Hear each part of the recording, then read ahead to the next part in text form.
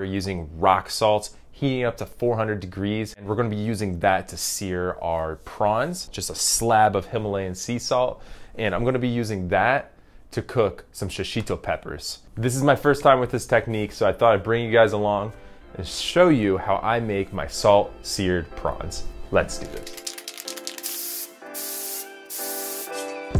My sister gave me this huge block of salt, Himalayan sea salt. You can sear a steak on it.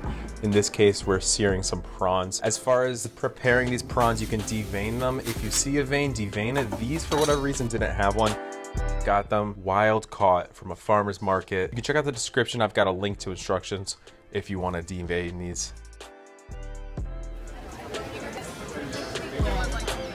If you find these fresh, grab them. You have to find a very coarse grain sea salt. If it's a fine grain salt, this is going to come out way too salty. Check out these shishito peppers that I also got from the same farmer's market. These things are gorgeous. Now, first thing we have to do, we have to start heating this bad boy up. We're gonna put that directly on the flames.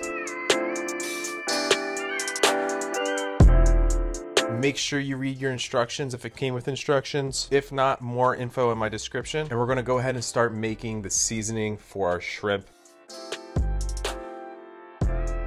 I'm putting whole pepper in with this coarse grain sea salt, and we're gonna heat it up to toast the peppercorns that I threw in there. We're gonna add a little bit of lime juice, and that's gonna be our seasoning for our prawns.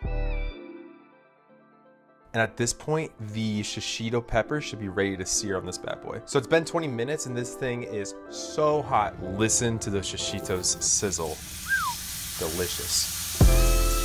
Take that super hot rock salt, pour it directly onto the prawns. We're gonna add some lime wedges pretty soon.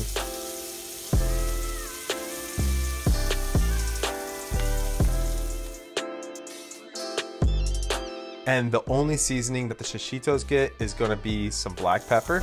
Obviously it has salt already because it's cooking on us, we don't need to add that. And a little bit of olive oil.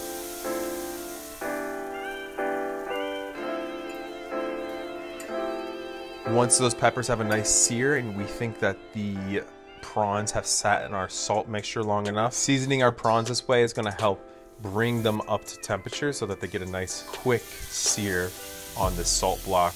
And although it's counterintuitive, the salt actually helps retain its moisture in the meat. And once you take the shell off, you're actually not eating any of these big salt clumps, so it's not too salty at all, I promise. It seems like a lot of salt, but it's not. Also, how many times have I said salt in this video?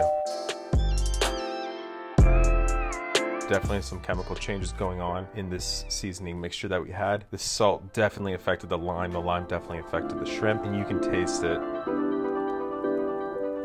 You know your shrimp's done when it starts to curl in a little bit. You don't want a full circle, just a small curl in your prawn, and it's turned a deeper shade of pink. Look at this meat. Oh my gosh, it looks like lobster. I don't know if it's the quality that we bought or the fact that we seared it on this salt block. These blocks are a pretty cool thing to have. Maybe get one for Christmas. I've got a link in the description to the one that I have. As always, subscribe. Keep it keto. Peace.